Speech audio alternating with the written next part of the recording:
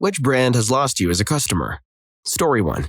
Thrifty car rental. I got a car with problems I noticed on my drive from the airport. At the same time, my dad was in hospice and they weren't sure how long he would be alive. Thrifty wouldn't do anything to help me and told me to return the car and exchange it. They would charge me for the pleasure. I tried to explain my situation. The airport was 2 hours away and dad was about to kick the bucket. Can I have AAA tow it back to them or something? No. I ended up renting a second car in my hometown and paid for the full 2 weeks renting one car that worked and one from Thrifty. Complained to corporate and their response was basically, maybe you shouldn't have prioritized your dad's dying over a rental car. Screw Thrifty. Story 2.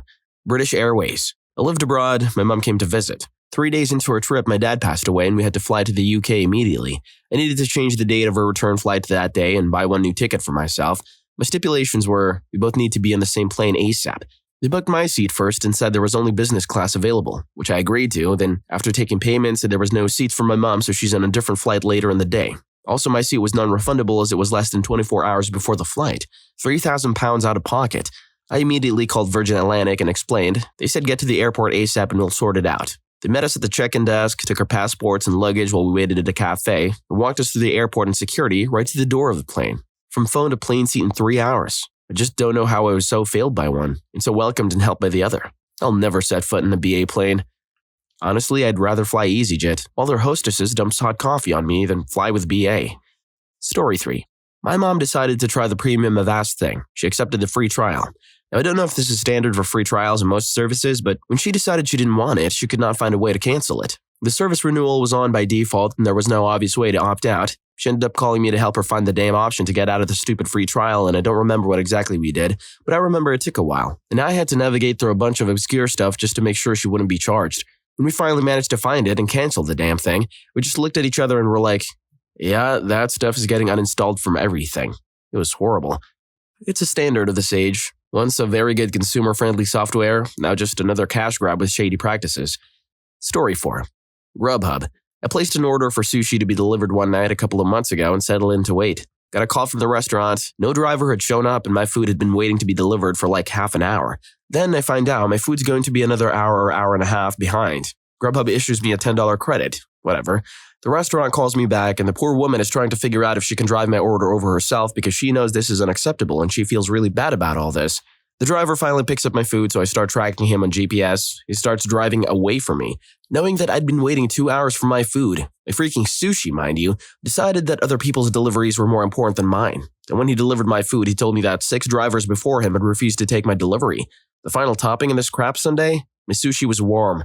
So I immediately contacted customer support. Not once did they apologize and not once did they say this kind of treatment of a customer was unacceptable. I told them that my sushi was warm when it arrived. They offered me a $10 credit. I'm sorry, but if you deliver me food that has me questioning its safety, shouldn't you be refunding me the cost of the meal plus a $5 delivery fee? Especially after I've already found out 6 of your drivers could be asked to take delivery 4 miles. Well, our drivers are contractors, so they're allowed to refuse deliveries. If you'd like, I can have a manager contact you. Please do. And you don't think it's worth incentivizing your drivers in some way so that this kind of stuff doesn't happen? Surprise, surprise, the manager never contacted me. I deleted my info, then the app, and I told people not to bother with GrubHub, to take no responsibility when something goes wrong. Apparently, I'm still way more upset over this than I realized. That sushi restaurant is a customer for life, though, for being willing to try to get me my food despite GrubHub's terrible service. Story 5. Allstate. I was at fault in an auto accident. I was distracted thinking about a friend who was near death and rear-ended someone. No injuries, but my truck did a lot of damage to the other car. The young man who owned it was very nice. It felt awful, especially when it was clear his car was not drivable and possibly totaled. I assured him I was well insured and called my agent to verify he would get a rental until the claim was settled. I told the police and the apostate claims department it was 100% my fault. I felt certain the young man would be taken care of. Wrong. About 6 weeks later, he called me. He said he hated to bother me, but Allstate was being very difficult. He only had the rental for a week, but they waited 3 weeks to inspect his car and make him an offer. They said he was partially responsible, so they were only going to give him half the value of his car, which was totaled. He couldn't begin to get a comparable replacement for what he was offered. He spent a week arguing with the claim department with no results. He tried to file with his carrier for underinsured motorist coverage, but my limit of liability is $250,000, so I'm not underinsured. My husband and I paid him a fair amount for his car, plus $1,000 for all the hassle, and then canceled every line of business we had with Allstate. Auto, home, boat, motorcycle, and commercial. Our annual premiums are over $30,000 and State Farm is our business now. But I am still furious at how they treated this kid. If we weren't fortunate enough to have taken care of this out of pocket, this guy would have been royally screwed. A great young man with a wife and baby, working to become a licensed electrician. Just the type of person you want to mess with, right? Hey, by the way, this video is sponsored by me and my friends at Rufus Rugs. We create custom, hand-tufted rugs that perfectly reflect your style. So whether you want to get one of our thumbnails as a rug for, research purposes, or maybe you just want to get some cool anime-style rugs for your room, check out Rufus Rugs by clicking the first link in the description. Story 6. Care.com. I had 4 babysitters through Care.com. The first turned out to be a paranoid schizophrenic that went off her meds and her own child from the father to perform an exorcism on the demon. Second stole from my house every time she was there. Third ended up knowing and hanging out with one of my family members who was a very well-known dealer. Fourth would not bring my kid back when she was supposed to, ended up having to travel miles away to get her. When I tried to cancel my Care.com account, they would repeatedly hang up on me for days. I called constantly trying to cancel my account. Sent emails and sent letters through the mail. Finally, they said they canceled it. They proceeded to continue to charge me for 4 months. I got them to stop by closing my account and reporting them for fraud. Screw you, Care.com. The best way to get a good babysitter is still via word of mouth, which is kind of counterintuitive considering this day and age. Story 7. Adobe. 130 euros for Lightroom with an upgrade to a new version every 1 to 2 years. Costing 70 euros was a very fair deal for hobby photographers. Buy the software and then buy every other upgrade, or not, and use it forever. But no, Adobe had to switch everything to their subscription model. So now you pay 12 euros per month to keep using the software. The perpetual license version hasn't received feature updates in some time, and recently, it got its last camera or lens support update. It's now no longer being supported. I'll keep using the software as long as I have a camera or lens that is supported and as long as it's not outdated. But once there's a need to update, I will look for something that's not made by Adobe. Story 8. Macy's. I worked as a visual merchandiser at Macy's for a few years. In 2016, a large, heavy wooden shelf fell out of the wall. The bracket broke and landed on my neck, shoulder, and back. I was obviously injured. We're talking 40 pounds plus crushing down onto my spine here. And went to their doctor. Even though the doctor didn't want me lifting or pushing or pulling anything over 10 pounds, Macy's still made me work. Lift heavy mannequins, climb ladders, etc.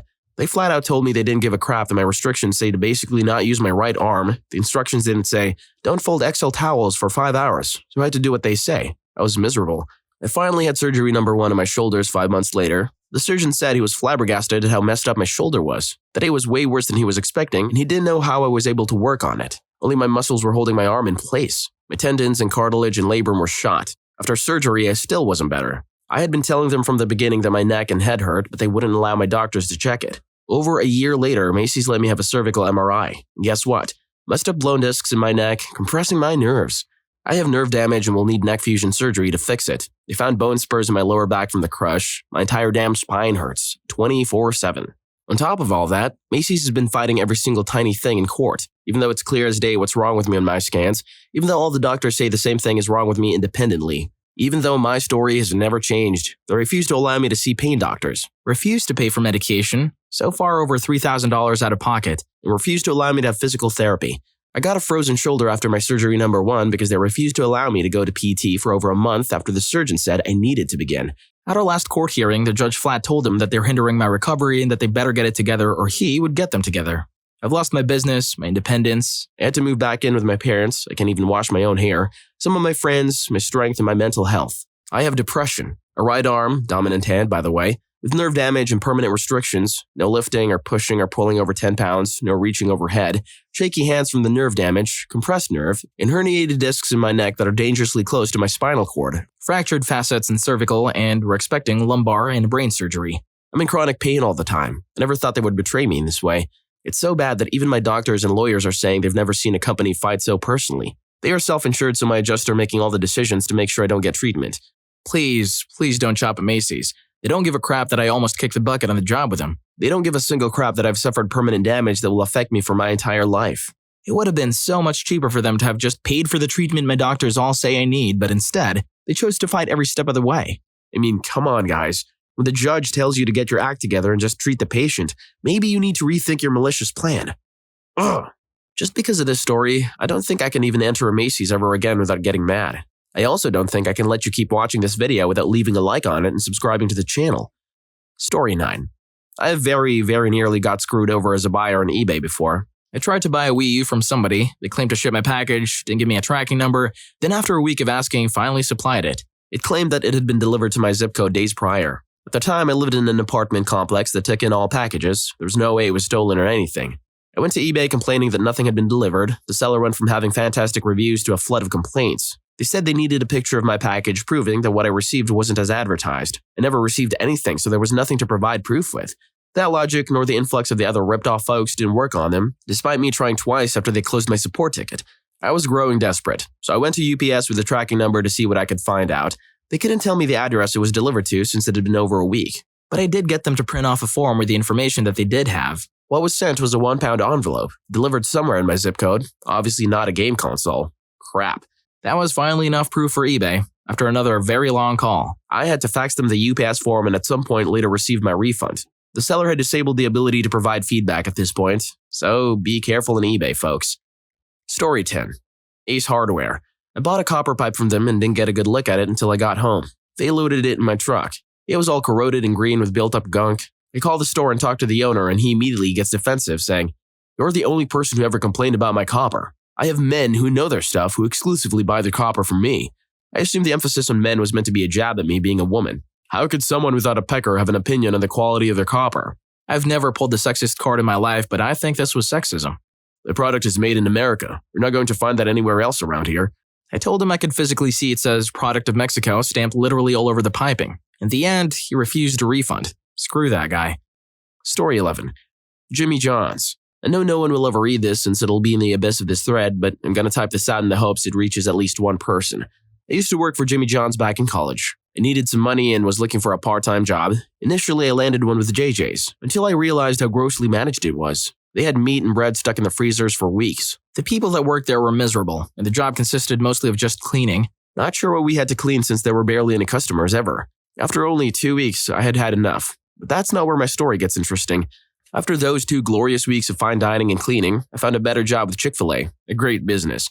I went back to JJ's to get my first and last check to find that they didn't have it. I told the manager I never received my check and he said he never heard of my name. Befuddled, I asked, "Are you sure? You don't remember conducting my interview and hiring me just 2 weeks ago?" To which he replied, "Nope." So I called the district manager who was in charge of overseeing all JJ's in the area and told him what had happened. He was nice the first few times I'd met him. A couple of times during those 2 weeks, he came in and acted as the manager for the day and hung around yelling orders at us, which were mainly just, you guessed it, clean. But he was kind to me in personal one-on-one conversations. However, after disclosing the paycheck, a measly $150 if I may add, which is a lot for a part-time college student, he said he'd get right on it and call me when he found out. Another 2 weeks later, and with a whopping $325 paycheck from Chick-fil-A, I went back to JJ's since I still had not received my call. Guess who was at the front? Mr. District Manager. I asked him if he had found the paycheck, to which he replied, "I'm sorry, do I know you?" I told him the story again, and he continued to act as if he had never met me. I called HR the next day infuriated and disclosed all the details of what had occurred as I could remember. HR did not care either. They told me they never had my information and record as a previous working employee. I do not go to Jimmy John's anymore. My friends do not go to Jimmy John's anymore. Jimmy John's is dead to me, and if you don't believe in free labor either, let them be dead to you. I was never a fan of those cold, tasteless sandwiches. Sounds like he was an off-the-books employee. Story 12. The last 3 times I used GrubHub, 2 of which were orders for the entire office. The estimate would say 30 to 40 minutes. After anywhere between 1.5 and 2 hours each time, I'd call the store to ask what was up, and each one said with a sigh, "Your food was ready over an hour ago. We're still waiting on a driver." As if this was a regular thing for them. Called GH and all 3 times they confirmed there was a driver assigned, but we have no idea where they are. Their attempts to contact said drivers were always fruitless. Each time I told them to just cancel the order, but of course, now I and my coworkers or family were starving and cranky. The reps on the phone were nice enough, I guess, and I was firm and polite with them always, but they just seemed kind of useless. A half-hearted apology of no understanding of why I was upset seemed to be their MO. They were always surprised when I told them to just cancel the whole thing as if they expected me to wait indefinitely for food that hasn't even been picked up yet. 2 hours after this order was placed. To the reply that said, they always fix it, I mean no disrespect, but I guess they do technically fix it since they do cancel and refund if you ask, but I wanted food, not a refund 2 hours later and a bunch of starving cranky people scrambling to find lunch at 2 in the afternoon. Really, what good is $10 off my next order which was never offered and I had to explicitly ask for each time, if I don't trust that the next order is going to result in me eating food? When it works, GH is super convenient, but I just don't trust them anymore and have completely written them off. Story 13. McDonald's. I know it has never been quality food, but at least it used to be cheaper than the other options. 2 weeks ago, I stopped in and paid $8.50 for a breakfast sandwich, small orange juice, and an undercooked hash brown. Local bagel shop, same ingredients, better quality, bigger portions. Final cost, $7. Never again will I give them my money. Honestly, if I stop in, I'm buying one of three things: a McFlurry, a double cheeseburger, or a drink. Usually a milkshake if I strike gold, and it's one of the 3 stores worldwide machines that aren't out of order that day. Story 14. Admiral Car Insurance. The car was hit, not our fault, and is undrivable. Called Admiral there and then, sent photos when I got home later that day. 5 days later, I got a text saying photos had not been received and a claim cannot move forward with it. So I emailed them again and said, please confirm you've received the photos. I didn't get a response, despite emailing every day asking for an update, along with calling the team who just kept saying they'd look into it. A few more days of this and I get put through to some other guy who gives me his personal email. I send him the photos and he says he's received them and the claim will be processed. A week later, I got a text saying, the photos haven't been received. Please send them to process the claim. I called and went nuts at them. It had been weeks at this point and they still hadn't even processed my photos. So I sent them the photos again and copied in the guy who claimed he'd processed them. I asked for someone to confirm they'd received them. Did I hear back? No. 2 days passed, so I called the complaints department and made an official complaint. Complaints assured me that the claim is being processed. They tell me it can take up to a week to process, so at the end of the week, I call for an update. Well, guess what? They still hadn't processed it. Not only that they were claiming that, number one, as I sent the email to a private account, it's taken longer to access. Private account? I sent it to the claims department and copied in the other people. Don't give me that BS. Number two, then they said the photos hadn't been attached to the email. I literally had the email in front of me, so I could see that they had. Not to mention I'd already sent it 3 times before that. Number 3, then they claimed that they had gotten the photos, but that they couldn't open the pictures because it was in a weird format and they had to get the engineers to open it. So that would take a while. Photos were standard JPEG, so again, that was bollocks, which I called them up on. So I said I was taking legal action against them, ongoing. Then magically they pulled their fingers out of their butts and started to process my claim. All in all, it took them over a month to send someone to look at the car. There's no public transport here, and Admiral wouldn't send a replacement car until they'd done their preliminary checks on my car. So I had to get taxis everywhere, which cost a small fortune, so I charged Admiral for that cost. I'm confident they will cover the cost, but they've lost not only me and my family as customers, but I work with a government and we have thousands of employees covered by them. Well, guess who has the power to cancel our insurance with Admiral? Let me tell you, that was a satisfying call to make. I hope you enjoyed the video, and if you made it this far, I'm sure you'll also enjoy. What corporate secrets can you expose now? Story 5 still feels unreal. See you in that video.